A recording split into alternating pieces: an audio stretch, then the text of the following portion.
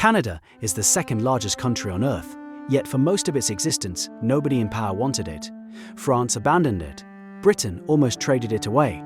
The United States tried to invade it twice. Indigenous nations had built sophisticated civilizations across its forests, plains, and coasts for 15,000 years before any European ship appeared on the horizon. What followed their arrival was deliberate destruction of languages, of families, of entire ways of life. And yet Canada survived all of it, built a nation from 2 colonial languages and hundreds of indigenous ones, and became something the world had never quite seen before. This is the entire history of Canada. Around 15,000 BC, the first peoples cross into North America from the north and spread across the continent over thousands of years. The Canadian landscape they inherit is vast and varied. Boreal forest stretching from coast to coast, Arctic tundra in the north, fertile plains at the center, and Pacific rainforest in the west. These are the ancestors of the First Nations, Métis and Inuit peoples, whose civilizations will define this land for millennia before any European sets foot on it. But what those civilizations built across 15,000 years would take Europeans less than 3 centuries to nearly destroy. By around 1000 AD, the Haudenosaunee Confederacy, also known as the Iroquois, operates one of the most sophisticated political systems in the world across what is now southern Ontario and Quebec. The image shows a longhouse village near present-day Kingston, Ontario. Massive timber structures housing entire clan families, a palisade wall surrounding the settlement, fields of corn, beans and squash extending outward in every direction. Hiawatha and the Peacemaker are credited with founding this confederacy, a democratic governance structure so advanced that some historians argue it directly influenced the framers of the American Constitution. Leif Erikson reaches the northeastern coast of Canada around 1000 AD, establishing a Norse settlement at L'Anse aux Meadows in present-day Newfoundland. The image shows the settlement in early winter, low turf-roof buildings pressed into the headland, long ships pulled above the tide line, the North Atlantic grey and cold beyond the shore. The Norse stay only briefly. Contact with indigenous peoples turns hostile. They abandon the settlement, and Europe forgets Canada exists for another 4 centuries. What most people never learn is that Europe's rediscovery of Canada was almost entirely accidental. John Cabot sails from Bristol and reaches the coast of Newfoundland in 1497, claiming the land for England's King Henry VII. The image shows Cabot's small vessel approaching the Grand Banks. The water's so thick with cod that sailors report lowering baskets and pulling them up full. That cod fishery becomes the real reason Europeans keep coming back. France and England both established seasonal fishing stations along the Newfoundland coast within a decade. The land itself interests them less than what swims off it. Jacques Cartier sails up the St. Lawrence River in 1534 and 1535, making contact with the Iroquoian-speaking peoples of Stadacona, present-day Quebec City, and Hochelaga, present-day Montreal. The image shows Cartier's ships anchored in the St. Lawrence, the great river wide and dark, forested cliffs rising on both banks, Iroquoian canoes approaching cautiously from the shore. Cartier claims the territory for France, names it Canada, a word derived from the Huron Iroquois word Kanata, meaning village or settlement, and returns home with 2 indigenous men taken without consent. In less than a generation, the St. Lawrence River would become the highway for a colonial empire. Samuel de Champlain founds Quebec City in 1608, establishing the first permanent French settlement in Canada. The image shows the settlement the first winter, a handful of timber buildings at the base of the cliff.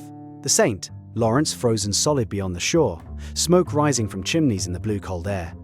Of the 28 men Champlain brings, 20 die in that first winter from scurvy and dysentery. Champlain survives, builds alliances with the Wendat and Algonquin nations, and lays the foundations of New France. The fur trade drives French expansion deeper into the continent. Coureurs des bois, French traders who live among indigenous communities and learn their languages, paddle thousands of miles into the interior, returning with beaver pelts that European hatmakers cannot get enough of. The image shows a fur trading post on the Ottawa River in the mid-1600s. Canoes loaded with pelts arriving at a small fort, indigenous traders and French merchants negotiating on the riverbank, the forest pressing in on all sides. The entire Canadian economy runs on fur for nearly 2 centuries. Without indigenous knowledge, French Canada would not have survived its first decade. Britain and France fight for control of North America across the 18th century. The decisive moment comes on the Plains of Abraham outside Quebec City on September 13, 1759. British General James Wolfe defeats French General the Marquis de Montcalm in a battle lasting less than 30 minutes. Both commanders die in the fighting. The image shows the aftermath on the plateau above the city. British redcoats advancing through gun smoke, the French line broken, Quebec City's walls visible behind the battlefield.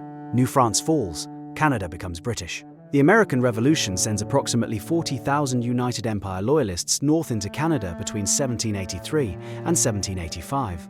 These are colonists who chose the British Crown over American independence and are no longer welcome in the new United States. The image shows Loyalist families arriving at the shore of Lake Ontario in 1784, boats unloading furniture, children, livestock, and everything a family could carry. The Canadian wilderness stretching back from the shoreline. A new life being built from nothing in a cold country they did not choose. The Loyalist arrival permanently shapes the political and cultural character of English Canada. The War of 1812 brings the United States and Britain, including Canadian colonial forces and Indigenous allies, into direct military conflict. American forces burn York, present-day Toronto, in April 1813. British and Canadian forces retaliate by burning Washington. Shawnee leader Tecumseh fights alongside British forces, commanding Indigenous warriors, whose participation proves decisive in several engagements. Tecumseh dies at the Battle of the Thames in October 1813. The war ends in a draw, but Canada's successful resistance against American invasion becomes a founding myth of Canadian national identity. Confederation arrives on July 1, 1867. The British North America Act unites Ontario, Quebec, Nova Scotia, and New Brunswick into the Dominion of Canada. John A. Macdonald becomes the country's first Prime Minister. The image shows the Confederation delegates in Charlottetown and Quebec City in 1864. Formally dressed men photographed in careful arrangements, the political negotiations behind them invisible. The country they are creating not yet fully imagined. Canada is born not through revolution, but through negotiation, a fact that shapes everything about how it sees itself. What most people never consider is what Confederation meant for the Indigenous nations it never consulted. The Canadian Pacific Railway reaches the Pacific coast in 1885, connecting Canada from sea to sea. Macdonald's government uses the railway as the spine of a national project, but building it requires seizing Indigenous land across the prairies without treaty or compensation. The image shows Chinese laborers driving spikes through the Rocky Mountains in 1884. Thousands of men hired at a fraction of white workers' wages, performing the most dangerous work on the most difficult terrain, with no right to bring their families or become citizens when the work is done. Over 600 Chinese workers die building the railway. The Indian Act of 1876 and the residential school system it enables represent Canada's most deliberate assault on Indigenous peoples. Children are taken from their families by force and placed in church-run schools designed to eliminate Indigenous language, culture, and identity. The image shows a residential school in the late 1800s. Children in uniform standing in rigid rows, the building institutional and cold, everything about the setting designed to erase where these children came from. Between 1831 and 1996, over 150,000 Indigenous children passed through the system. Thousands never return home. The consequences of the residential school system are still being uncovered in unmarked graves across Canada today. Canada fights in both world wars, enters the United Nations as a founding member, and builds one of the world's most comprehensive social welfare systems through the mid-20th century. Prime Minister Lester B.